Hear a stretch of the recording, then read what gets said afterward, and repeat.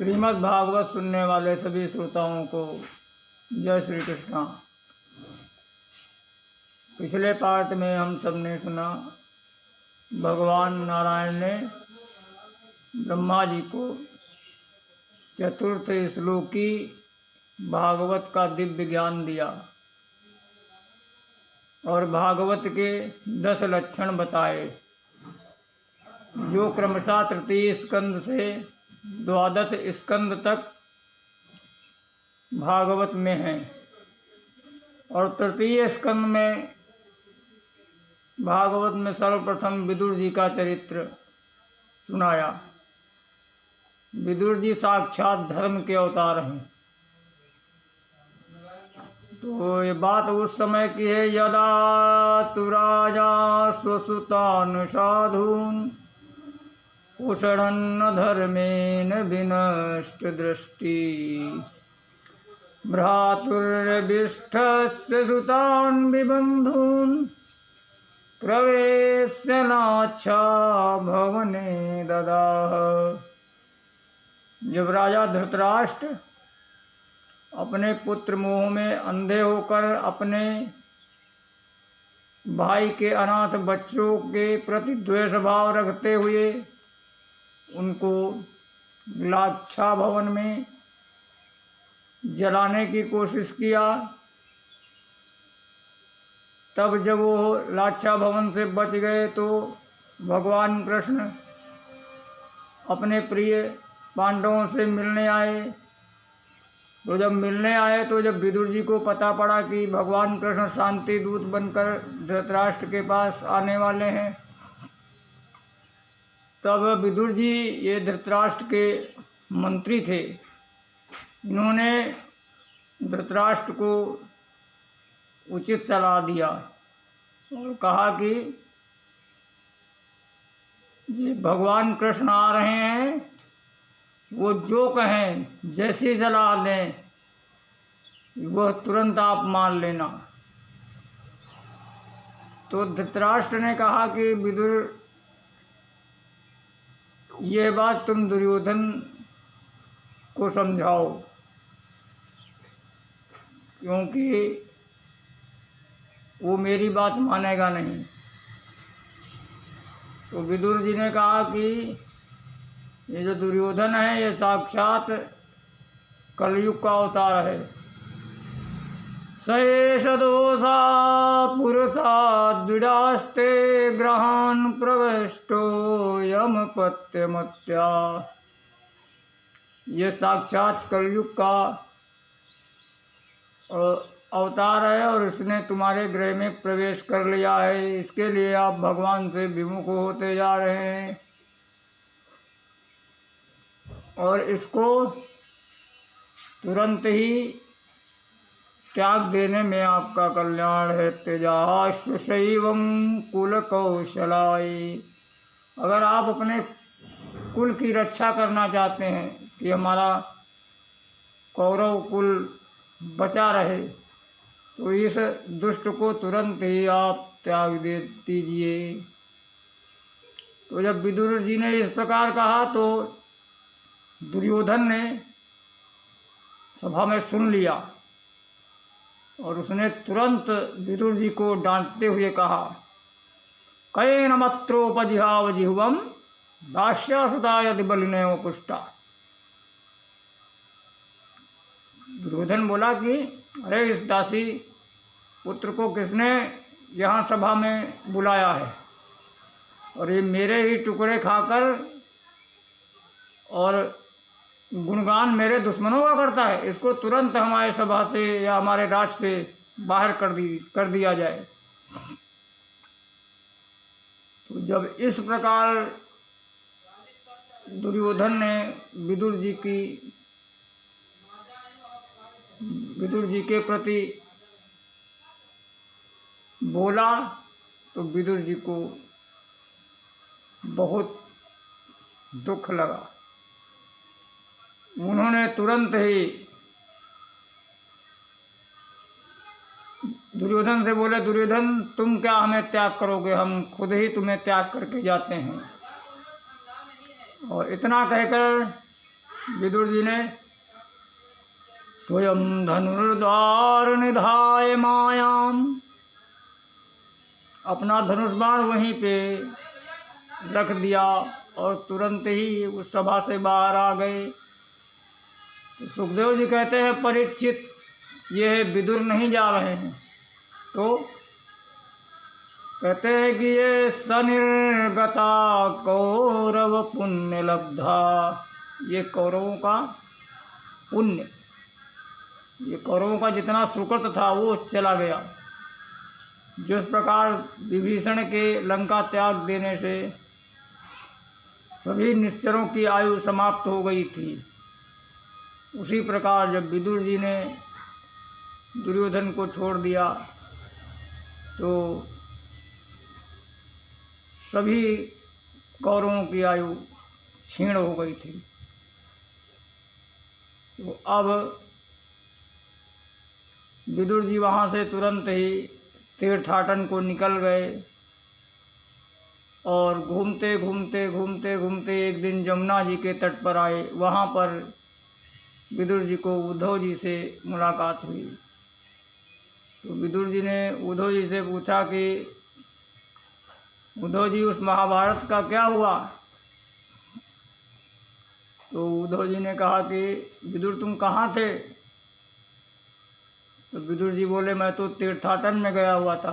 तो कहा कि महाभारत में तो पांडव विजयी हो गए और जितने कौरव थे सब मृत्यु को प्राप्त हुए और भगवान भी परम धाम को चले गए, धराधाम को छोड़कर परम धाम को चले गए। तब जब इस प्रकार उद्धव जी के मुंह से विदुर जी ने सुना तो विदुर जी को बहुत दुख हुआ कि प्रभु मुझको कुछ बताए हुए ही चले गए। तब उद्धव जी ने कहा कि नहीं, तुम्हारे लिए कहा है कि जो विदुर जी आज तक मैंने सब भक्तों को सब कुछ दिया, लेकिन जो हमारे विदुर जी थे उनको मैं कुछ नहीं दे पाया, इसलिए यह दिव्य ज्ञान उनको देना। तो विदुर जी ने उद्धव जी से कहा कि उद्धव जी हमको भी कुछ ज्ञान जो प्रभु ने उपदेश दिया सुनाओ। तो उद्धव जी ने कहा कि मैं अभी यह ज्ञान सुनाने के मूड में नहीं हूँ और मुझको आदेश हुआ है कि बद्रिकाश्रम जाओ। तथा जब प्रभु मुझको उपदेश दे रहे थे ज्ञान का तो मैत्रेय जी भी वहीं पे मौजूद थे और उन्होंने मैत्रेय जी से कहा था कि मैत्रेय जी, जब मेरा भक्त विदुर तुमको मिले तो उसको यह दिव्य ज्ञान देना। इतना कहकर उद्धव जी चले गए और बताया कि मैत्रेय जी आपको हरिद्वार में मिल जाएंगे। विदुर जी ने उस रात वहीं जमुना के तट पर पार किया, बिताई और सुबह में हरिद्वार के लिए निकल गए। तो हरिद्वार में जाकर विदुर जी को मैत्रेय जी से मुलाकात हुई। यहीं से विदुर मैत्रेय संवाद शुरू होता है, जो 3 अध्याय 3 स्कंद और चौथे स्कंद में विदुर मैत्रेय संवाद है। तो विदुर जी पूछते हैं मैत्रेय जी से, विदुर जी मैत्रेय जी से पूछते हैं कि भगवान, सुखाय कर्माणि करोति लोको न तै सुखं वा नुपारमं वा विन्देत भूय तत एव दुःखं यदेतयुक्तं भगवान वदेन्न। विदुर जी कहते हैं कि भगवान, सुख के लिए सभी मनुष्य कर्म करते हैं, परंतु सुख मिलता नहीं है और उसके बदले में दुख ही मिलता है। इसके लिए आप हमें उचित मार्ग बताएं कि हमको क्या करना चाहिए और क्या नहीं करना चाहिए। तो मैत्रेय जी कहते हैं कि उद्धव जी, विदुर जी, जो जीव है ये सुख का अंश है। इसके लिए यह सुख ढूंढता है। भाई जो जीव है ये भगवान के का अंश है और भगवान इसके अंशी हैं। और भगवान क्या है? सुख के सागर हैं, समुद्र है। जो आनंद सिंधु सुख राशि, तो जो अंश होता है वो अंशी की तरह ही जाता है। जिस प्रकार धरती से कोई पत्थर या टुकड़ा फेंकोगे तो वो धरती की तरफ ही आएगा। जिस प्रकार अग्नि जलाओगे तो अग्नि का जो अंशी है वो सूर्य है, तो अग्नि ऊपर को ही जाएगी। जिस प्रकार पानी चाहे जितना बरसे, कितना भी पानी गिरे, लेकिन वो अपने अंशी समुद्र की तरफ ही जाएगा। उसी प्रकार ये जीव भी भगवान का अंश है और ये भी सुख ही प्राप्त करने के लिए जाता है। लेकिन इसको सुख के बदले में, और ये संसार देखो, जो जहाँ पे जिस चीज़ का आलय होता है वो वहीं पे वो मिलता है। जैसे भोजनालय, पुस्तकालय, औषधालय, तो जो चीज़ जहाँ पे जिसका आलय है वो वहीं पे मिलेगी। अब आप पुस्तकालय में जाके कहो कि भैया मुझे 200 ग्राम पकौड़ी दे दो, तो क्या वहाँ पे मिलेंगी? नहीं। और भोजनालय में जाकर आप कहो कि भैया मुझको गीता प्रेस की कोई किताब दे दो एक, या कोई ग्रंथ दे दो, तो क्या भोजनालय में मिलेगा? नहीं मिलेगा। उसी प्रकार ये संसार क्या है? तो भगवान ने संसार को कहा है कि दुखालयम अशाश्वतम, ये दुखालय है संसार। तो जब दुखालय है तो इसमें सुख कहाँ से मिलेगा? तो इसके लिए जो सुख की प्राप्ति करना है तो भगवान नाम का, भगवान की लीला कथाओं का श्रवण करो। उसी में ही तुमको आनंद और सुख सब कुछ मिलेगा। बाकी संसार में सब दुख ही दुख है, क्योंकि इसको इसीलिए दुखालय कहा गया है। और भगवान के लीला कथाओं में जुड़ जाओगे तो आपको सुख आनंद ही आनंद मिलेगा। इस प्रकार मैत्रेय जी ने विदुर जी को दिव्य ज्ञान दिया। तब विदुर जी ने मैत्रेय जी से पूछा कि प्रभु ये सृष्टि किस प्रकार, संसार को भगवान ने किस प्रकार बनाया?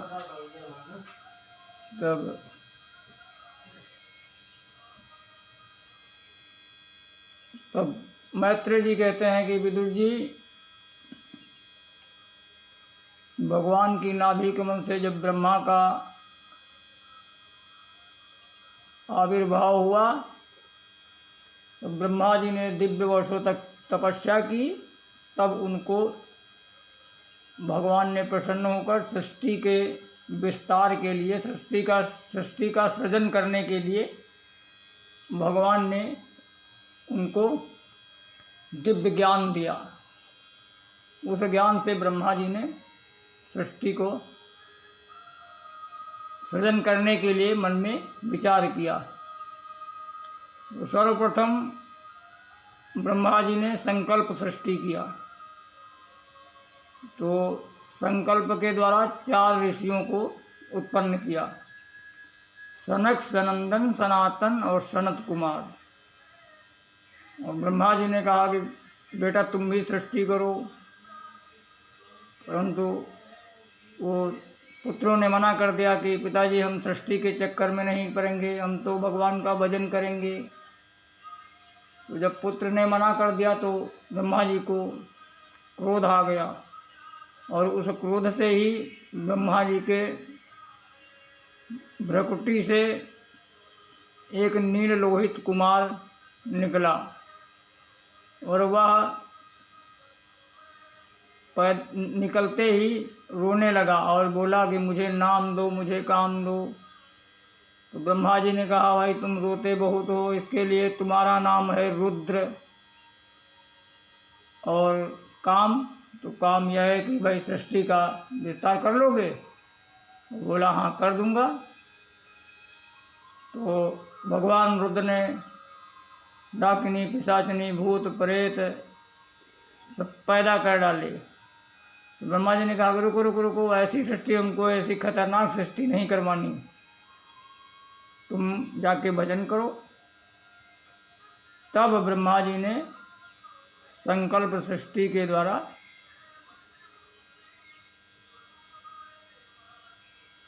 दस ऋषियों को प्रकट किया। उनमें सबसे बड़े हैं मरीच, अत्रि, अंगिरा, पुलस्त, पुला, क्रतु, भृगु, वशिष्ठ, दक्ष, और 10वें नंबर के देव ऋषि नारद। छाया से कर्दम ऋषि को प्रकट किया, वाणी से सरस्वती को प्रकट किया, और वाम अंग से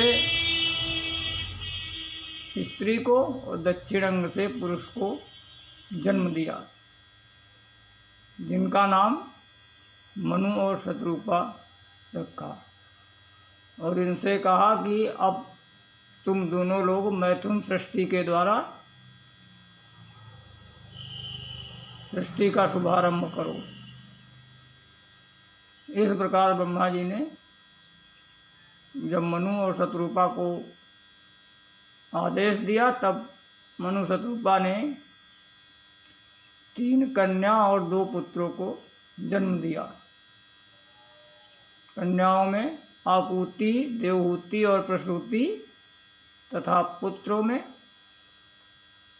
प्रियव्रत और उत्तानपाद। तो एक बार ब्रह्मा जी ध्यान में बैठे हुए थे, तो मनु महाराज आए और बोले कि प्रभु सृष्टि का विस्तार कैसे करें, धरती को तो हिरणाक्ष नामक दैत्य उठाकर ले गया, अब सृष्टि जल में चली गई तो कैसे सृष्टि का विस्तार होगा। तो ब्रह्मा जी ने भगवान पुराण पुरुषोत्तम का ध्यान किया, और उनके ध्यान करते ही ब्रह्मा जी को छींक आई, और छींक से ही वराह भगवान की उत्पत्ति हो गई। पूर्वे वर का एक वराह भगवान की उत्पत्ति हुई। बोलो वराह भगवान की जय। अब वराह भगवान प्रकट होते ही विशालकाय बढ़ते चले गए, और स्वर्ग तक उनका दिव्य शरीर छूने लगा। जब स्वर्ग तक छूने लगा तब उन्होंने तुरंत ही अथाह जलराशि में प्रवेश किया, और जो रसातल में पृथ्वी थी उसको अपनी दोनों दांतों पे रख के बाहर लेके आ रहे थे, तो रास्ते में उन्हें हिरणाक्ष मिल गया। बोला ये मेरी पृथ्वी को तुम कहाँ चुरा के ले जा रहे हो, इसको मैं लेके आया हूँ। भगवान ने कुछ नहीं सुना, और पृथ्वी को अपने उसके आधार तल पे रख के तब बाद में उससे युद्ध करने के लिए पहुँच गए। और तुरंत ही भगवान ने उस हिरणाक्ष को मारकर पृथ्वी का उद्धार किया। तो विदुर जी मैत्रेय जी से पूछते हैं कि महाराज ये हिरणाक्ष कौन था। तब मैत्रेय जी कहते हैं कि विदुर जी, कश्यप की बहुत सी पत्नियां थीं, दिति, अदिति, दनु, काष्ठा, इला, सुरसा। तो उसमें जो दिति थी वो दैत्यों की माता थी, और जो अदिति वो देवताओं की। तो जो दिति थी, एक बार उन्होंने संध्या के समय कश्यप जी से काम याचना के लिए कहा, रति के लिए कहा। तो कश्यप जी ने उनको मना किया कि देवी, येषां घोरतमा बेला घोरानां घोर दर्शनम। देवी जी, ये शाम का समय बहुत ही खराब है, और इसमें भगवान के भूतगण और भगवान भूतनाथ शाम को विहार करने के लिए घूमते हैं, और शाम को ये 4 काम नहीं करना चाहिए।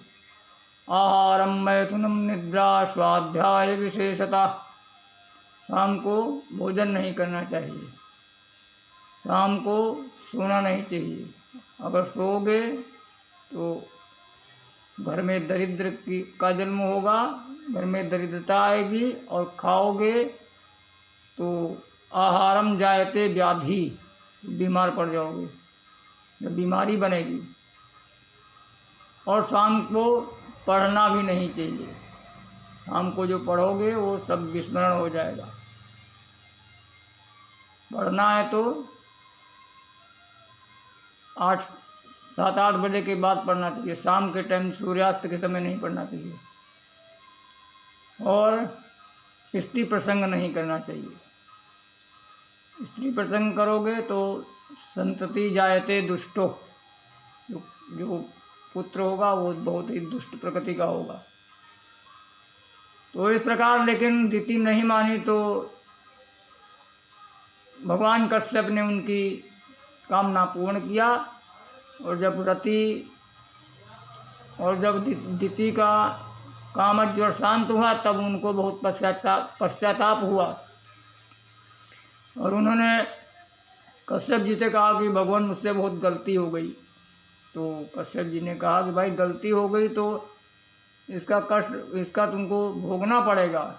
तो बोली, महाराज क्या होगा? तो बोली कि 2 आतंकवादी पैदा होंगे जो पूरे संसार को तबाह करेंगे, परेशान करेंगे। तो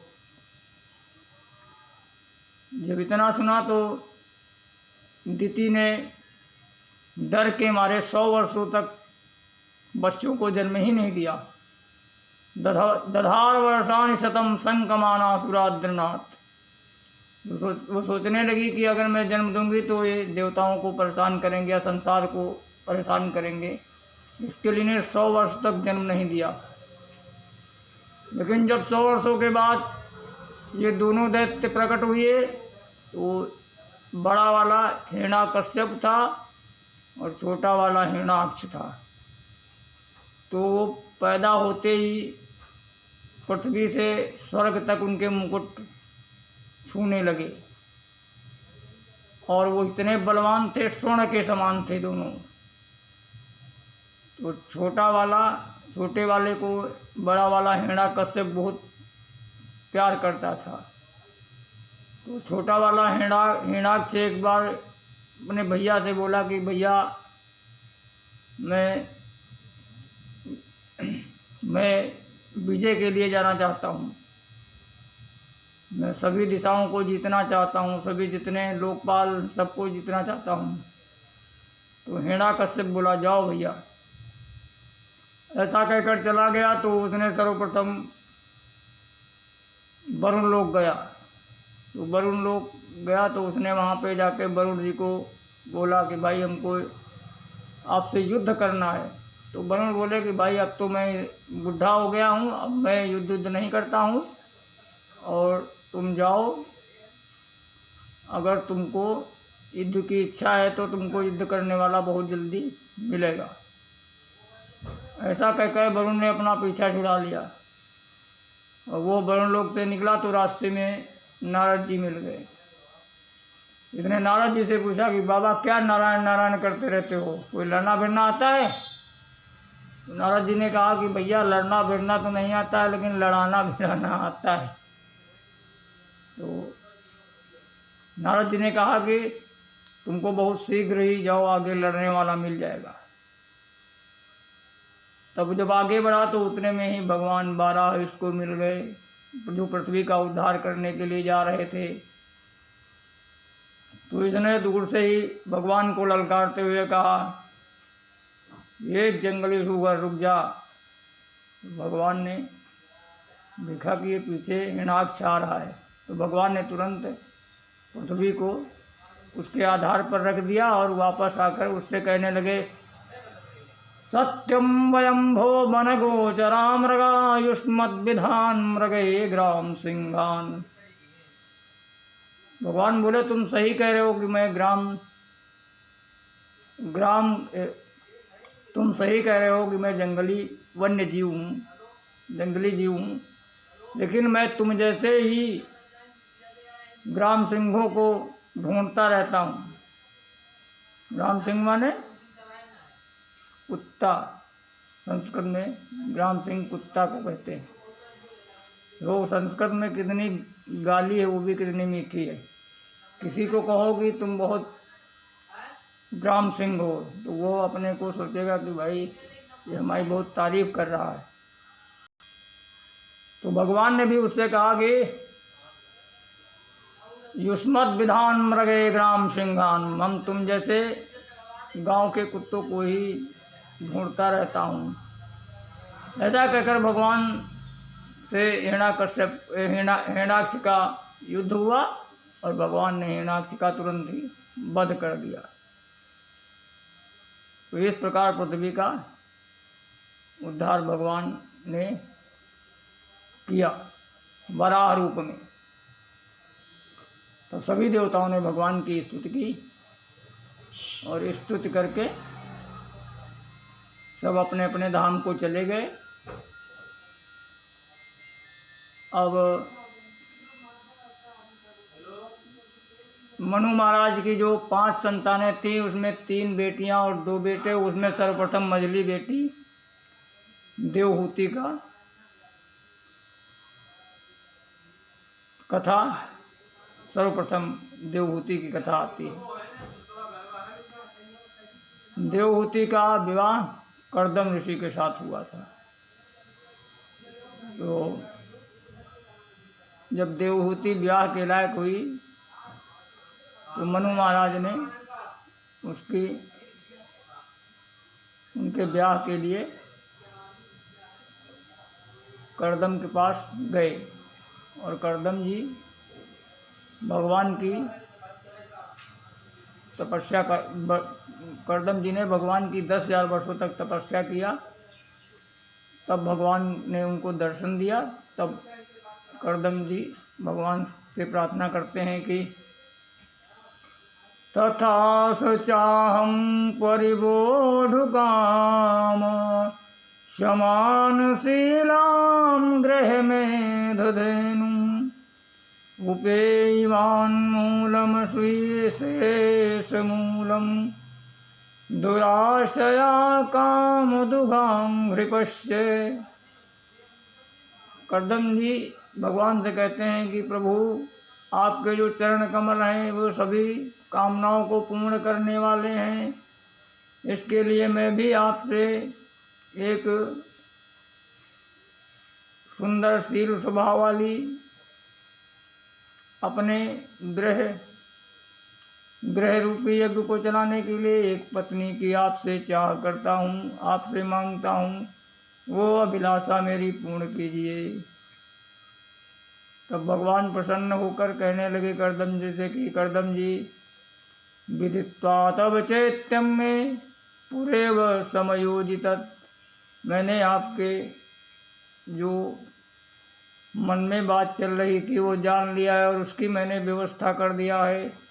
देखो, कल महाराज मनु और उनकी महारानी तथा वो अपनी बेटी को यहाँ लाएंगे और तुम तुरंत ही उनसे ब्याह कर लेना, मना मत कर देना। ऐसा कहकर भगवान तिरोहित हो गए, अंतर्ध्यान हो गए। अब कर्दम जी बिंदुसार बिंदुसार